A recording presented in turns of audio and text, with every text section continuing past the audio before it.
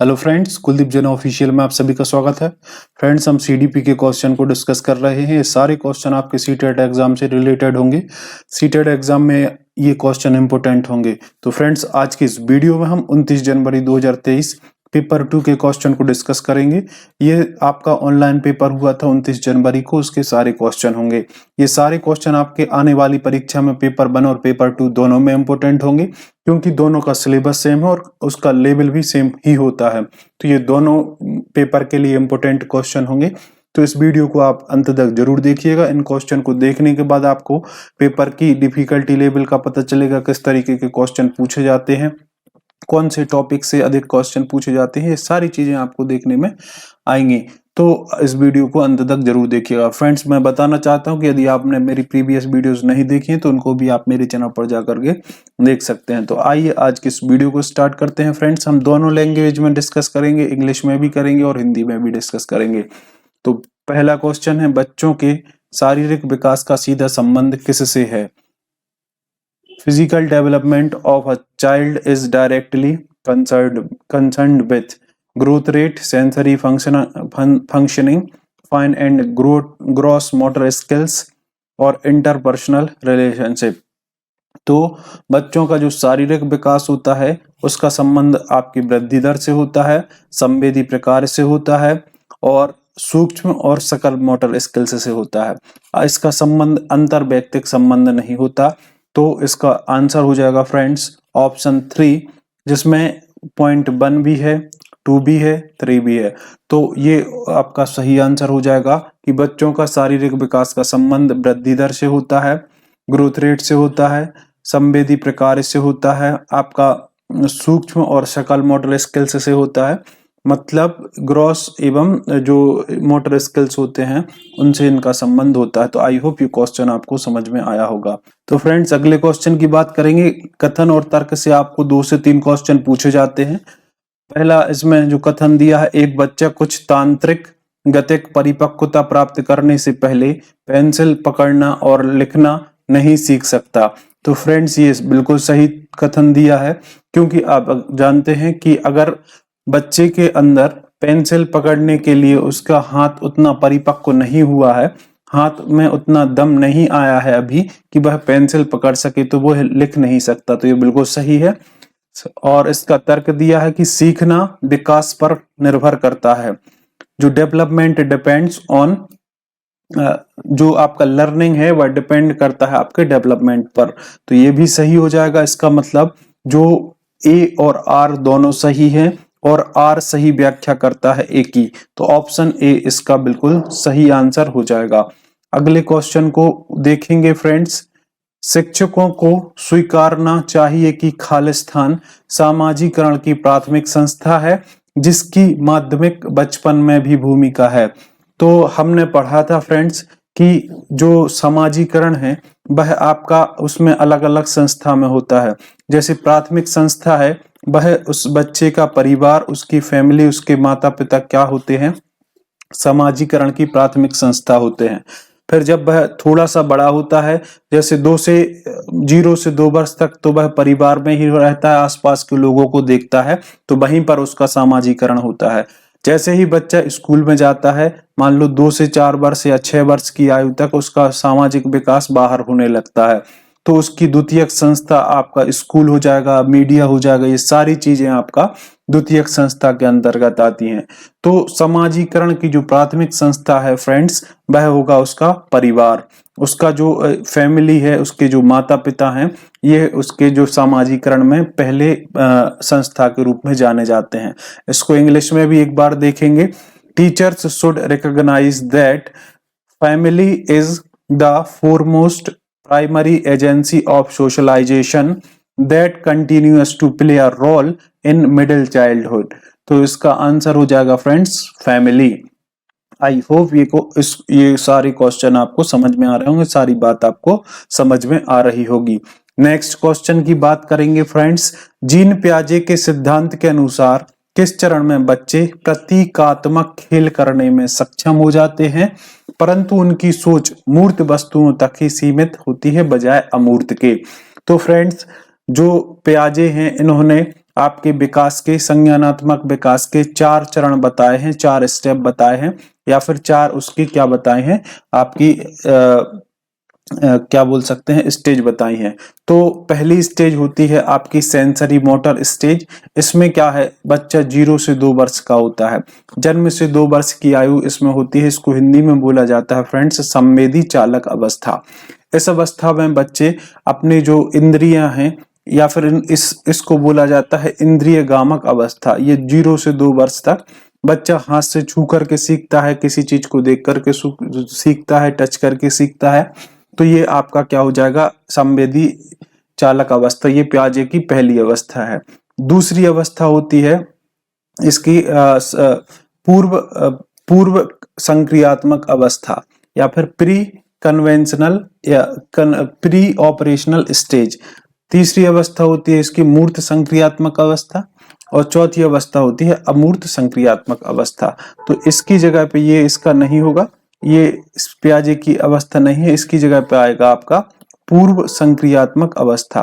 पूर्व संक्रियात्मक अवस्था, इस अवस्था में क्या होता है, बच्चा 2 से 7 वर्ष का हो जाता है, जिसमें क्या होता है, बच्चा तर्क करना नहीं सीख पाता। यहाँ पे संक्रिया का अर्थ है तर्क करने से, मतलब पूर्व संक्रियात्मक अवस्था। ये ऐसी अवस्था है जिसमें फ्रेंड्स ये जो तर्क करना नहीं सीख सकता। मूर्त संक्रियात्मक अवस्था में विद्यार्थी जो है, या फिर जो शिक्षार्थी है, ये लर्नर्स है, जो वह क्या करना सीख सकता है, यहाँ पे तर्क करना सीख सकता है। लेकिन तर्क उन्हीं चीजों का कर सकेगा जो मूर्त अवस्था में है, जो उसको दिखाई दे रही हैं। तो ये अवस्था होती है आपकी 7 से 11 वर्ष की। तो इसी अवस्था की बात इसमें की जा रही है कि जीन पियाजे के सिद्धांत के अनुसार किस चरण में बच्चे प्रतीकात्मक खेल करने में सक्षम हो जाते हैं, परंतु उनकी सोच मूर्त वस्तुओं तक ही सीमित होती है। तो मूर्त वस्तुओं तक ही सीमित होती है किस अवस्था में फ्रेंड्स, मूर्त संक्रियात्मक अवस्था में। तो ऑप्शन 3 जो इसका राइट आंसर हो जाएगा। और फिर उसके बाद अवस्था आती है अमूर्त संक्रियात्मक अवस्था। ये चौथी अवस्था होती है पियाजे की, या फिर इसको बोला जाता है formal operational stage. Formal operational stage है जो, ये होती है आपकी 11 से 14 या 15 वर्ष कोई कोई मानता है। तो ये इस अवस्था में अमूर्त चिंतन भी करने लगता है, अमूर्त तरीके से भी वह सोचने लगता है, तर्क करने लगता है। तो आई होप ये जो पियाजे की आपको सारी स्टेज समझ में आई होगी। जो यहाँ पे जो पोस्ट कन्वेंशनल स्टेज है या फिर उत्तर परंपरागत है, ये इसकी नहीं है। यहाँ पे आप लिख सकते हैं pre operational stage. Next question की बात करेंगे फ्रेंड्स। जीन पियाजे के अनुसार बच्चों की सोच वयस्कों से किस प्रकार भिन्न होती है। तो जीन पियाजे ने कहा कि बच्चे की जो सोच है वह मात्रात्मक रूप से तो बिल्कुल बराबर होती है, लेकिन गुणात्मक रूप से ये भिन्न होती है। बच्चे अपने तरीके से सोचते हैं, वयस्क अपने तरीके से सोचते हैं। तो यही इसमें पूछा गया है कि जीन पियाजे के अनुसार जो बच्चों की सोच है वयस्कों से किस प्रकार अलग होगी। तो इसका जो आंसर होगा फ्रेंड्स, ऑप्शन को देखेंगे, यह वयस्कों से अलग नहीं है। तो अलग तो है जब तो जीन पियाजे ने इसको बोला है। ऑप्शन 2 है बच्चों की सोच वयस्कों से गुणात्मक रूप से भिन्न होती है। तो ये इसका सही आंसर हो जाएगा ऑप्शन 2, क्योंकि बच्चे मात्रात्मक रूप से तो मात्रात्मक रूप से तो वयस्कों के बराबर सोचते हैं। जितने विचार वयस्कों में आते हैं उतने ही विचार मस्तिष्क में बच्चों के आते हैं, लेकिन गुणात्मक रूप से जो है वयस्क अच्छे से सोच सकता है। ठीक है, तो गुणात्मक रूप से यह भिन्न होती है। तो ऑप्शन 2 इसका राइट आंसर हो सकता है। बच्चों की सोच बड़ों से कम होती है, तो ऐसा नहीं है। बच्चों के मन में भी उतने ही विचार आएंगे जितने वयस्कों के मन में आते हैं। तो आई होप ये आंसर आपको समझ में आया होगा। अगले क्वेश्चन को देखेंगे। जीन पियाजे के अनुसार निम्नलिखित में से अनुकूलन के भाग कौन से हैं। अनुकूलन के भाग कौन से हैं, इनको इंग्लिश में भी देखेंगे। अकॉर्डिंग टू जीन पियाजे which of the following are the part of adaptation. Adaptation के आपको पार्ट को बताना है। तो समायोजन और समावेशन, पाठ और अनुबंध। तो पाठ तो जीन पियाजे ने नहीं बोला है और अनुबंध भी जीन पियाजे के द्वारा नहीं बोला गया। तो अनुकूलन के जो 2 भाग होते हैं इसमें जो दिए गए हैं वह समायोजन और समावेशन। ठीक है, समायोजन और एकोमोडेशन, एसिमिलेशन और एकोमोडेशन ये पियाजे द्वारा दिए गए हैं। तो इनके ये जो दो पार्ट होते हैं ये अनुकूलन के होते हैं, तो इनका सही आंसर ऑप्शन ए हो जाएगा, ऑप्शन 1 हो जाएगा। तो आई होप ये भी आपको समझ में आ गया होगा। अगले क्वेश्चन की बात करेंगे फ्रेंड्स। कोहल वर्ग से क्वेश्चन आया है। कोहल वर्ग के किस स्तर के अनुसार नैतिक विकास में व्यक्ति अपने कार्यों के परिणामों पर ध्यान केंद्रित करने की बजाय दूसरों की अपेक्षाओं को बनाए रखने का प्रयास करता है? In Kohlberg's blank of moral development the individual strives to maintain the expectations of others rather than focus on the consequence of one's action। तो पियाजे ने अपने नैतिक विकास की 3 अलग अलग स्टेज बताई हैं। तो जैसे हमने यहाँ पर देखा है कि पूर्व प्री ऑपरेशनल लेवल, तो ये तो पियाजे के द्वारा दिया गया था जो उसमें अभी प्रीवियस क्वेश्चन में मिस था, है ना। तो ये इसका तो ऑप्शन ये आंसर तो नहीं होगा। फिर जो ये स्तर दिए हैं नैतिक विकास के स्तर हैं, पहला स्तर होता है कोहल वर्ग के द्वारा पूर्व परंपरागत स्तर, ये आपके नैतिक विकास का पहला स्तर होता है। प्री कन्वेंशनल लेवल ये नैतिक विकास की फर्स्ट स्टेज है। फिर उसके बाद आता है कन्वेंशनल लेवल या फिर परंपरागत स्तर, ये दूसरा स्तर होता है कोहल वर्ग के अनुसार। तीसरा स्तर होता है उत्तर परंपरागत स्तर, पोस्ट कन्वेंशनल लेवल, तो ये इसका तीसरा स्तर आता है। तो फ्रेंड्स अगर आपसे पूछा जाए कि कल भी मैंने इसको डिस्कस किया था कि यदि बच्चा कोई कार्य ऐसा करता है कि उसका कोई पुरस्कार मिले, उसको शाबाशी मिले, कोई उसकी प्रशंसा करे, तो वह अभी नैतिक विकास के पूर्व परंपरागत स्तर में होता है। लेकिन अगर वह ऐसे काम करने लगे कि वह दूसरों का ध्यान केंद्रित करने लगे, कि उसको ऐसा लगे कि दूसरों को उसकी चीजें पसंद ना आए, ठीक है, तो अपने कार्यों के परिणामों पर ध्यान केंद्रित करने की बजाय दूसरों की अपेक्षाओं का ध्यान रखता है, उसके मन में ऐसा आ जाए कि वह ऐसा कोई काम करे तो दूसरे क्या सोचेंगे, दूसरे उसके बारे में क्या कहेंगे, तो ये उसके मन में आने लगता है। तो ये स्तर होता है आपका फ्रेंड्स परंपरागत स्तर। ऑप्शन 3 इसका राइट आंसर हो जाएगा, कन्वेंशनल लेवल। तो ऑप्शन 3 राइट आंसर इसका हो जाएगा। नेक्स्ट, लेव वाइगोत्स्की प्रपोज्ड दैट लर्निंग, लेव वाइगोत्स्की ने प्रस्तावित किया कि सीखना एक सामाजिक गतिविधि है। तो बिल्कुल सही है कि जो लर्निंग है इज अ सोशल एक्टिविटी, तो यही इसका सही आंसर हो जाएगा। बाकी ऑप्शन को भी हम डिस्कस कर लेंगे कि सीखना बार बार अभ्यास और प्रत्यास्मरण से होता है।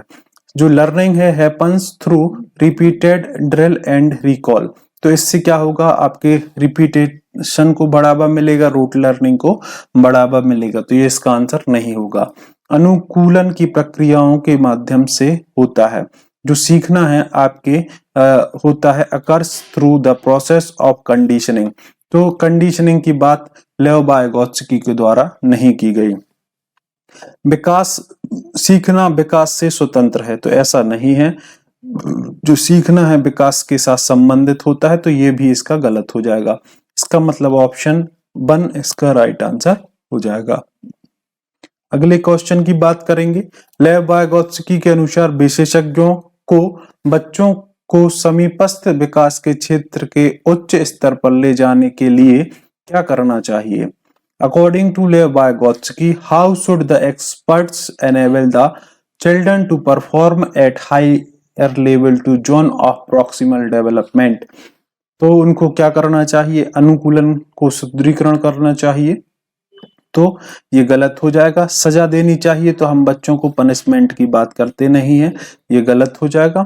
बाय ऑफरिंग पॉजिटिव रीइंफोर्समेंट, सकारात्मक पुनर्बलन देना चाहिए, तो इसकी बात भी इसमें नहीं होगी।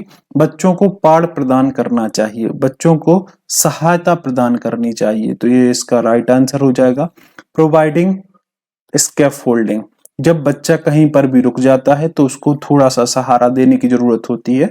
मान लो किसी प्रॉब्लम में या फिर किसी कोई क्वेश्चन सॉल्व कर रहा है, मान लो मैथ्स का क्वेश्चन सॉल्व कर रहा है, तो उसको हम आधा सॉल्व कराया क्वेश्चन दे सकते हैं जिससे बच्चा उसको आगे सीख सके। या फिर वह कोई किसी चीज में फंस जाता है तो उसका थोड़ा सा हिंट करके या सहारा दे करके हम उसको उस समस्या से बाहर निकाल सकते हैं, जिससे बच्चा आगे चल करके अपने ज्ञान का विकास करने लगेगा। तो उसको बोला जाता है फ्रेंड्स स्कैफ फोल्डिंग। स्कैफ फोल्डिंग इसको बोला जाता है, या फिर इसी को बोला जाता है पार्ट। तो आई होप ये क्वेश्चन आपको समझ में आया होगा। अगले क्वेश्चन की बात करेंगे।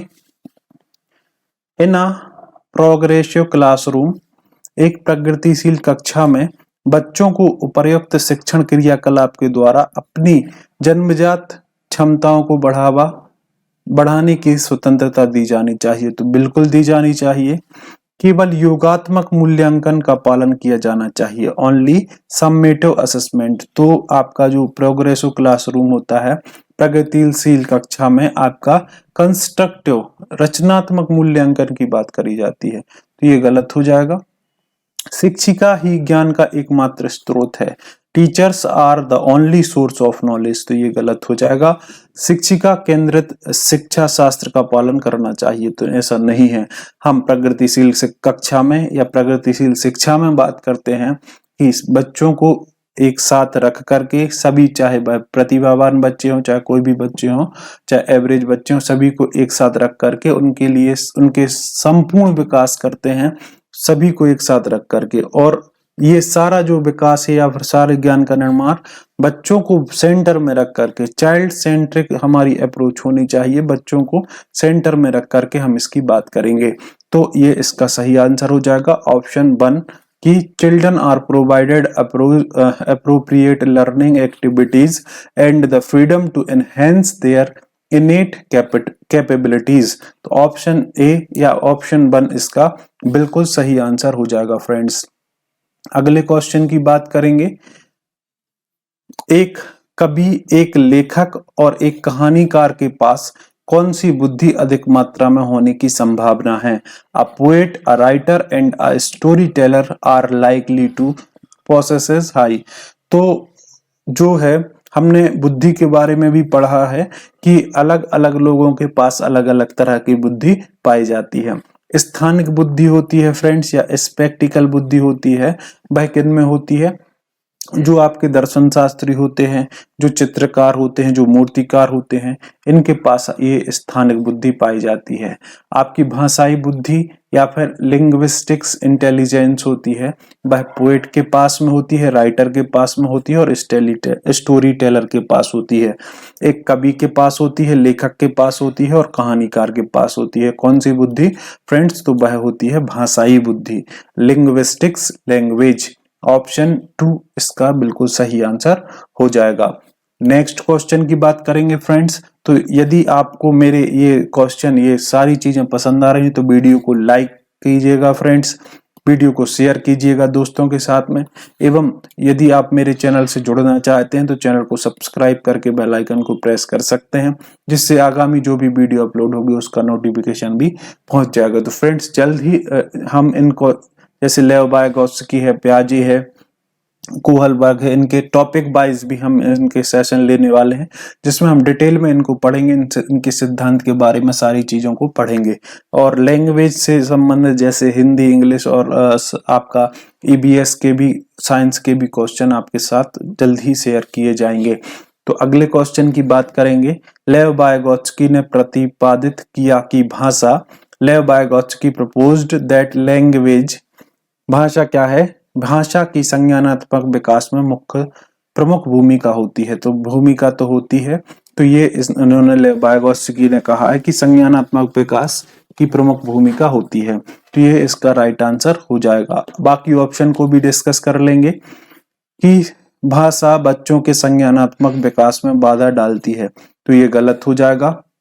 भाषा सीखने और विकास को प्रभावित नहीं करती, तो भाषा सीखने और विकास को प्रभावित करती है। Does not impact learning and development, तो यह इम्पैक्ट करती है। फिर सामाजिक संदर्भ को प्रभावित नहीं करती, तो यह भी इसका क्या हो जाएगा? गलत हो जाएगा। लेव वायगोत्स्की ने यह कहा था कि भाषा संज्ञानात्मक विकास को संज्ञानात्मक विकास में एक अहम रोल निभाता है, प्रमुख भूमिका को निभाता है। तो language plays a central role in cognitive development. Option 1 इसका बिल्कुल सही आंसर हो जाएगा फ्रेंड्स। अगले क्वेश्चन को देखेंगे। कक्षा में विविधता के अनुकूलन वातावरण बनाने के लिए किस पर ध्यान केंद्रित करना चाहिए? To cater to diversity in a classroom, the teacher should focus on uniformity, समरूपता। तो विविधता कैसे आएगी? यूनिफॉर्मिटी से या फिर समरूपता से। इक्वालिटी, तो इक्वालिटी की भी बात नहीं करेंगे, इसमें हम बात करते हैं इक्विटी, समता की बात इसमें की जाती है। तो ये ऑप्शन जो है 3, ऑप्शन 3 इसका राइट आंसर हो जाएगा। थर्ड ऑप्शन इसका राइट आंसर हो जाएगा। हम मानकीकृत पाठ्यक्रम की बात नहीं करते, हम स्टैंडर्डाइज्ड जो कैरिकुलम है इसकी बात भी नहीं करेंगे। तो ऑप्शन 4 भी इसका गलत होगा। नेक्स्ट, सीखने के लिए आकलन को किस पर ध्यान देना चाहिए? Assessment for learning should focus on, परीक्षा के लिए सीखना, तो आप परीक्षा के लिए ही बस नहीं सीखते हैं, कोई भी चीज आप सीखते हैं तो ऐसा नहीं है कि आप केवल परीक्षा देने के लिए सीख रहे हैं। आपकी जो सोच होनी चाहिए वैचारिक समझ के लिए होनी चाहिए, कंसेप्चुअल अंडरस्टैंडिंग के लिए होनी चाहिए, या यांत्रिक अभ्यास, मैकेनिकल प्रैक्टिस। तो प्रैक्टिस की बात भी हम नहीं करेंगे।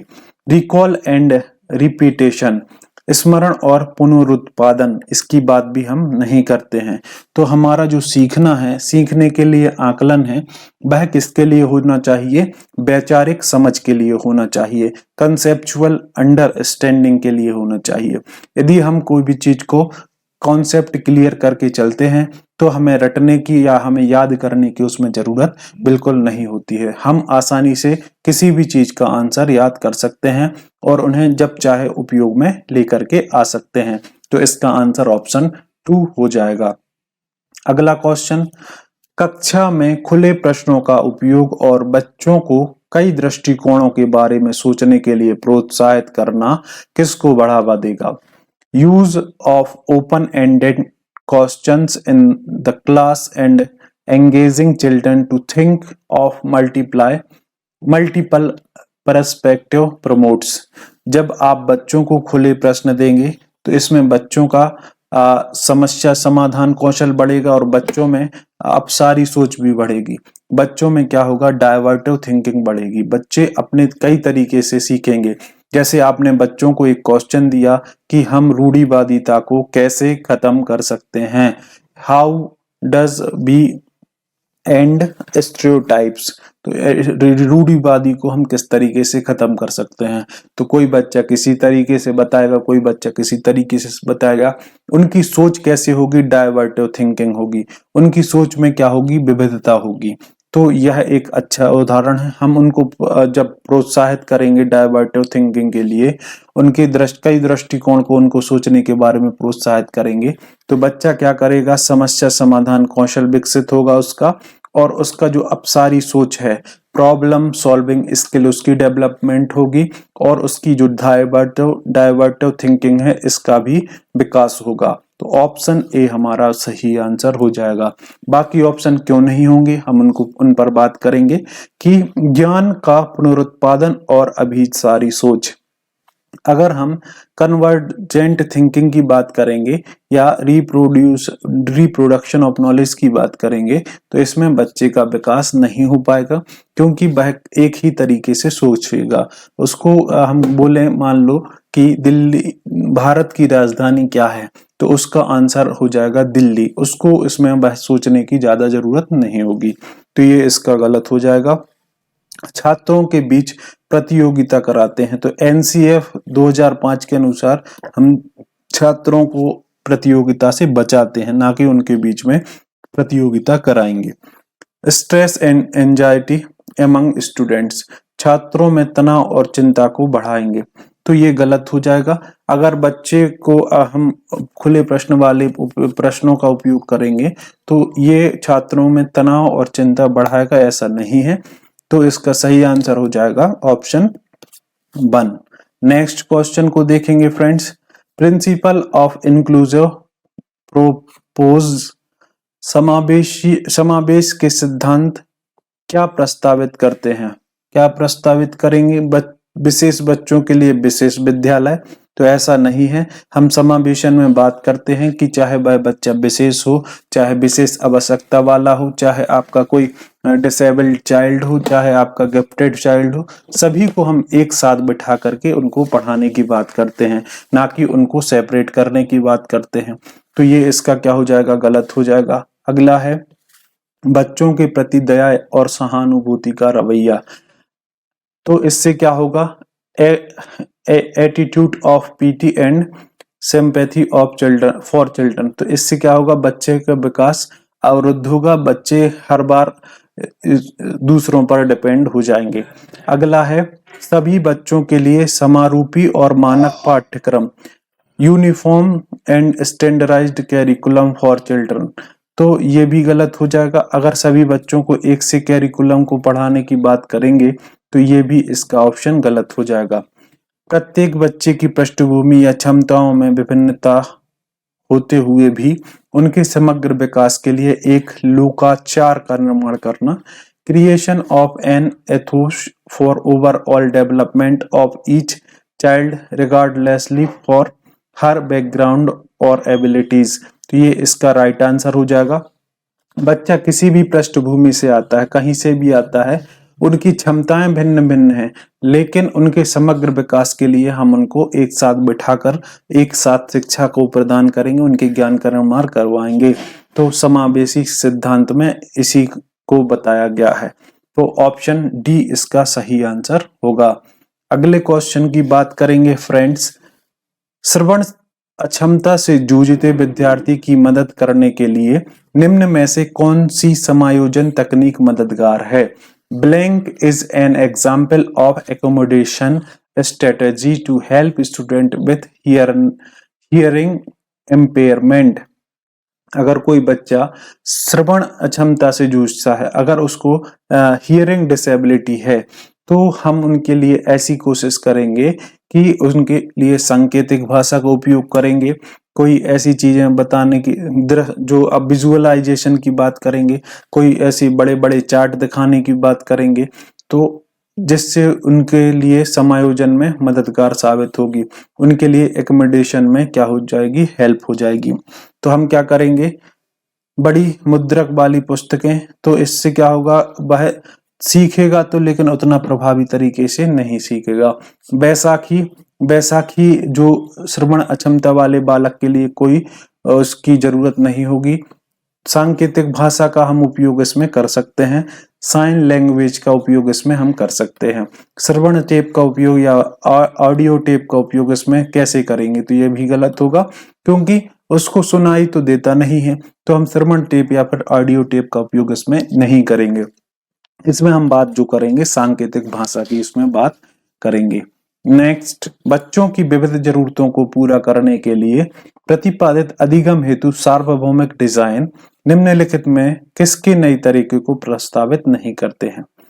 तो हम universal design for learning of cater to diverse needs of children do not propose multiple ways of, हम किसकी बात इसमें नहीं करेंगे? तो हमने पढ़ा था कि हम बच्चों को अलग करने की बात नहीं करते, बच्चों को वर्गीकृत करने की बात नहीं करते, बच्चों के वर्गीकरण की बात नहीं करते, और बच्चों को लेवलिंग, उनके नामीकरण की बात नहीं करते। तो ये सही आंसर इसका हो जाएगा नामीकरण या फिर लेवलिंग। इसमें क्या होगा, बच्चे को अलग थलग करने की हम बात नहीं करेंगे। सार्वभौमिक डिजाइन या फिर यूनिवर्सल डिजाइन में हम बात करते हैं कि सभी बच्चों को एक साथ बिठाया जाए। तो संलग्नता की बात करेंगे, प्रतिनिधिकरण की बात करेंगे और गतिविधि की बात करेंगे।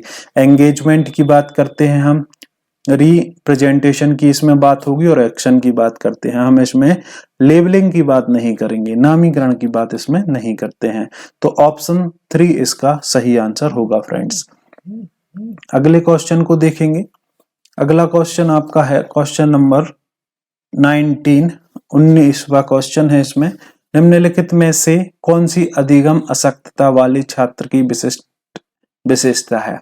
ऐसा जो लर्निंग डिसेबल्ड चाइल्ड है उसकी क्या विशेषता होगी? पर्दे में शब्दों या पंक्तियों को छोड़ देता है तो बिल्कुल, अगर उसमें लर्निंग डिसेबिलिटी है तो वह पढ़ते पढ़ते पंक्तियों को ही छोड़ देगा या किसी शब्दों को छोड़ देगा।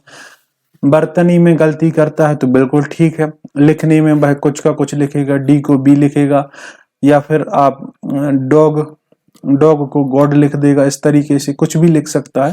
तो ये क्या होता है, लर्निंग डिसेबल्ड चाइल्ड या फिर अधिगम अशक्तता वाला विद्यार्थी की विशेषता होती है। ठीक से नहीं पढ़ता तो ये भी हो जाएगा, वह अच्छे से किसी चीज को नहीं पढ़ पाएगा, एक ही गतिक क्रिया को बार बार करता है, तो ये आपका ऑटिज्म का लक्षण होता है, ये आपका अधिगम अशक्तता का लक्षण नहीं होता, तो ये इसका नहीं होगा। तो जिसमें ऑप्शन 1, 2, 3 ये तीनों होंगे तो वो हमारा सही आंसर होगा। तो 1, 2 और 3 जो सही है वह ऑप्शन 1 में है, तो ऑप्शन 1 हमारा इस क्वेश्चन का सही आंसर हो जाएगा। अगला क्वेश्चन है फिर से कथन और तर्क का क्वेश्चन फ्रेंड्स आपके सामने। प्रतिभाशाली बच्चों को उनकी क्षमता को प्राप्त करने में मदद करने वाले कार्य देकर कक्षा में प्रतिभाशाली बच्चों को सीखने की जरूरतों पर ध्यान देना महत्वपूर्ण है। बिल्कुल सही बात है, जो गिफ्टेड चाइल्ड होते हैं या प्रतिभावान बच्चे होते हैं उनकी क्षमता को अगर आप जानते हैं तो उनको बार बार आप इस तरीके से कार्य देंगे जिससे उनकी क्षमता में निखार आएगा, उनकी जरूरतों को पूरा करेगा। अगर आप उनको आसान कार्य देंगे या फिर जो उनको कार्य पहले से आता है तो उनको जो विकास रुक जाएगा। तो उनको हम हर दिन नई नई चीजों को उपलब्ध कराएंगे, उनकी जरूरतों का ध्यान देंगे, तो महत्वपूर्ण होता है, ये सही हो जाएगा। इसका जो तर्क दिया है कि प्रतिभाशाली बच्चों की सीखने की विशिष्ट आवश्यकताएं होती हैं और उन्हें अक्सर कक्षा में नजरअंदाज कर दिया जाना चाहिए। तो नजरअंदाज कर दिया जाता है, तो अगर आप नजरअंदाज कर देंगे तो बच्चा कैसे सीख पाएगा। तो नजरअंदाज कर दिया जाता है, ये सही बात है, हमें नजरअंदाज नहीं करना चाहिए, ये इसका सही तर्क होगा। अगर हम उनको नजरअंदाज करेंगे, ये जो रियलिटी है यहाँ पे दिखाई गई है, तो ये भी सही है। वैसे हमें नजरअंदाज नहीं करना चाहिए क्योंकि उनका विकास वहां पे अवरुद्ध हो जाता है। तो ऑप्शन ए इसका राइट आंसर हो जाएगा। ए और आर दोनों सही हैं, आर व्याख्या करता है ए की, ऑप्शन 1 इसका राइट आंसर हो जाएगा। नेक्स्ट, माध्यमिक स्कूल की कक्षाओं में सीखने को किस प्रकार साझा या समझा जाना चाहिए। In a middle school classroom, learning is to be understood as अधिक जानकार व्यक्तियों के सहयोग से बच्चों के ज्ञान का बच्चों द्वारा निर्माण रूप में ये हो सकता है। निष्क्रिय और व्यक्तिवादी रूप में, तो बच्चा अगर निष्क्रिय रहेगा, बच्चा अगर इनएक्टिव रहेगा, पैसिव रहेगा, तो उसके ज्ञान का निर्माण रुक जाएगा, उसके ज्ञान का निर्माण नहीं हो पाएगा।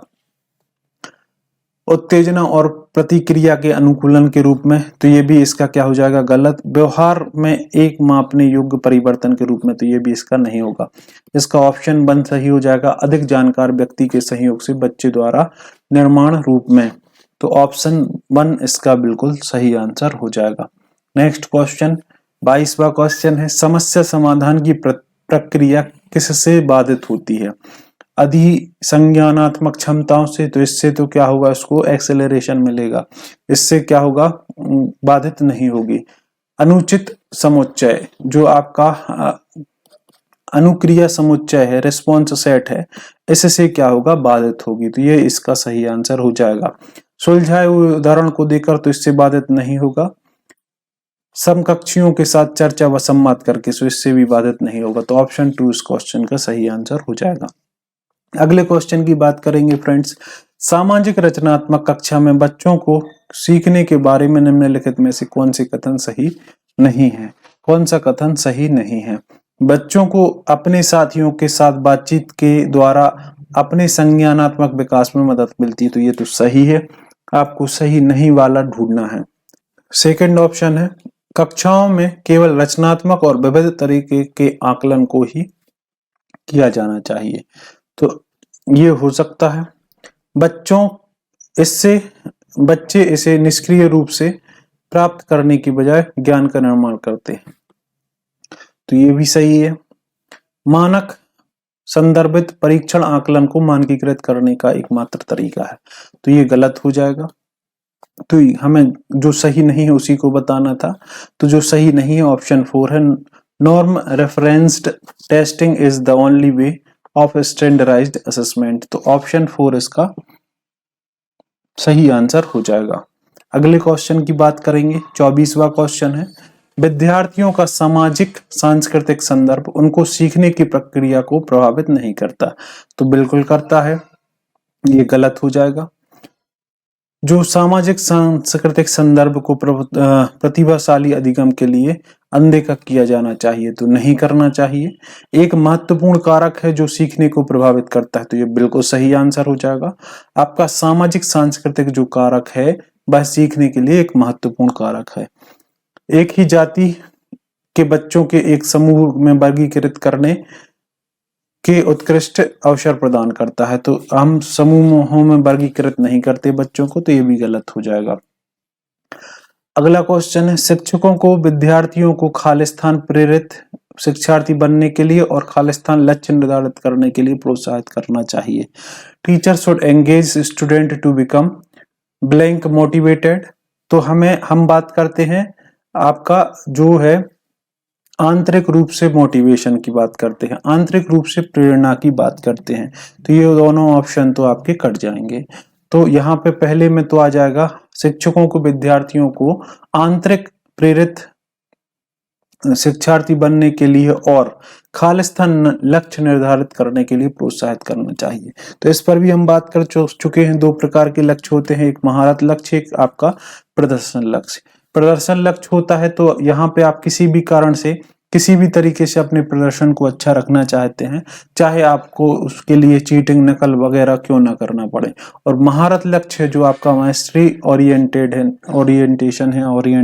है, यह क्या करता है कि आपको वास्तव में किसी चीज को सीखने के लिए मदद करता है और आप उस चीज में महारत हासिल कर लेते हैं, उस चीज में मास्टर हो जाते हैं। तो जो लक्ष्य है वह हमें महारत उन्मुख लक्ष्य को निर्धारित करना चाहिए। तो ऑप्शन 1 इसका राइट आंसर होगा कि शिक्षकों को विद्यार्थी को आंतरिक रूप से प्रेरित विद्यार्थी बनने के लिए और महारत उन्मुख लक्ष्य निर्धारित करने के लिए प्रोत्साहित करना चाहिए। तो ऑप्शन इसका 1 बिल्कुल सही आंसर हो जाएगा। अगले क्वेश्चन को देखेंगे, मध्य विद्यालयी कक्षा में केवल शिक्षकों को प्रश्न पूछने चाहिए, विद्यार्थियों को नहीं। तो ये बिल्कुल गलत हो जाएगा। हम हमेशा से बात करते हैं कि विद्यार्थियों को प्रश्न पूछने के लिए स्वतंत्र होना चाहिए। निष्क्रिय रूप से श्रवण अर्थपूर्ण ढंग से सीखने का सबसे अच्छा तरीका है। अगर केवल बच्चा सीखने के लिए केवल सुनेगा ही, अपने आप से कुछ नहीं करेगा और निष्क्रिय रहेगा, तो ये उसकी पैसिव लर्निंग को दिखाता है। इसमें बच्चा बहुत अच्छे तरीके से नहीं सीख पाएगा। इसका मतलब कथन और तर्क दोनों ही गलत हैं। ऑप्शन 4 इसका सही आंसर हो जाएगा। अगला क्वेश्चन है, खालिस्तान और खालिस्तान एक कक्षा में विद्यार्थियों की सक्रिय भागीदारी को बढ़ावा देते हैं, एक्टिव एंगेजमेंट को प्रमोट करते हैं। ड्रिल और बार बार अभ्यास तो ये नहीं करेंगे। प्रतिस्पर्धा मैत्रीपूर्ण प्रतिद्वंदता ये भी नहीं करेंगे। निष्क्रिय रूप से श्रवण और नकल, अभी हम इसको देख के आए हैं कि अगर निष्क्रिय रूप से करेगा तो वो उससे प्रभावी तरीके से नहीं सीख पाएगा। अगर बच्चा अन्वेषण या इंक्वायरी करेगा, पूछताछ करेगा या क्वेश्चन करेगा, तो ये दोनों चीजें किसको बढ़ावा देगा, उसके सक्रिय भागीदारी को, उसके एक्टिव एंगेजमेंट को बढ़ावा देगा। तो ऑप्शन 4 इसका सही आंसर हो जाएगा। अगले क्वेश्चन को देखेंगे फ्रेंड्स, जिसमें है एक शिक्षक अपने छात्रों के आलोचनात्मक सोच को कैसे बढ़ावा दे सकता है। आलोचनात्मक सोच को कैसे बढ़ावा देगा, कई विचारों और सहज ज्ञान युक्त अनुमानों को प्रोत्साहित करें। आप अगर उन्हें विचारशील क्वेश्चन देंगे और उनके सहज अनुमान लगाने को उनको प्रोत्साहित करेंगे किसी भी विषय पर, तो उनको आलोचनात्मक सोच के लिए उनको बढ़ावा मिलेगा। तो ये इसका राइट आंसर होगा। बाकी ऑप्शन को भी हम देखेंगे। केवल सूचना के पुनरुत्पादन को बढ़ावा देकर, तो हम सूचना के लिए अकेला बढ़ावा नहीं देंगे। बार बार वेदन और अभ्यास, ड्रिल, रिपीटेशन और ड्रिल की बात यहाँ पे हम नहीं करेंगे, ये भी गलत हो जाएगा। यह सुनिश्चित करके कि शिक्षिका को बच्चों को सीखने की ढंग पर पूर्ण नियंत्रण है, तो ये भी गलत हो जाएगा। अगर बच्चा स्वतंत्र नहीं है तो प्रभावी तरीके से नहीं सीख सकता है। अगला क्वेश्चन है, माध्यमिक विद्यालय के शिक्षक को विभिन्न घटनाओं के छात्रों द्वारा रखे गए वैकल्पिक सिद्धांतों के संदर्भ में क्या करना चाहिए। छात्रों को अपनी धारणा बदलने के लिए कड़ी सजा देनी चाहिए, कड़ी सजा हम नहीं देंगे। इन सिद्धांतों को बदलने के लिए भौतिक पुरस्कार प्रदान करने चाहिए, तो ये गलत हो जाएगा। ये आपके नेगेटिव इन्फोर्समेंट का जो उदाहरण होता है, उन्हें पूरी तरह अनदेखा करके अपनी व्याख्या जारी रखनी चाहिए, तो ये भी गलत हो जाएगा। इनका विश्लेषण करके शिक्षण अधिगम में इन्हें संबोधित करना चाहिए, तो ये सही है। Analyse them and address them in the teacher learning process, option 4 इसका सही आंसर होगा फ्रेंड्स। आखिरी क्वेश्चन है आज का, फिर से कथन और तर्क का क्वेश्चन है और इम्पोर्टेंट क्वेश्चन है। छात्रों को अपने स्वयं के अधिगम को नियमित करने के लिए कक्षा में उचित स्वायत्तता दी जानी चाहिए, बिल्कुल दी जानी चाहिए। अगर बच्चे को अपने ज्ञान का निर्माण करने के लिए स्वतंत्रता दी जाएगी, स्वायत्तता दी जाएगी, तो वह अपने स्वयं के ज्ञान का निर्माण कर सकेंगे। अधिगम प्रभावी होता है जब शिक्षार्थी स्वामित्व होता है, जब विद्यार्थी अपने आप से मोटिवेटेड रहता है, आंतरिक अभिप्रेरणा उनके अंदर होती है, तो अच्छे तरीके से ज्ञान का निर्माण कर सकते हैं। तो ए और आर दोनों सही हैं, ए आर की व्याख्या करता है, ऑप्शन 1 इसका सही आंसर हो जाएगा। तो फ्रेंड्स आई होप जो हमने आज 30 क्वेश्चन डिस्कस किए हैं सीडीपी के, ये आपको पसंद आए होंगे। अगर पसंद आए तो वीडियो को लाइक कीजिएगा, शेयर कीजिएगा। यदि आप मेरे चैनल पर नए हैं तो चैनल को सब्सक्राइब करके बेल आइकन को प्रेस कीजिएगा। आपसे जो आगामी वीडियो होगी उसका नोटिफिकेशन आपके पास आएगा यदि आप बेल आइकन को प्रेस करेंगे। तो आपसे जल्द ही मिलते हैं इसी तरीके की इम्पोर्टेंट वीडियो के साथ, इम्पोर्टेंट इंफॉर्मेशन के साथ। तब तक के लिए आप सभी का बहुत बहुत धन्यवाद।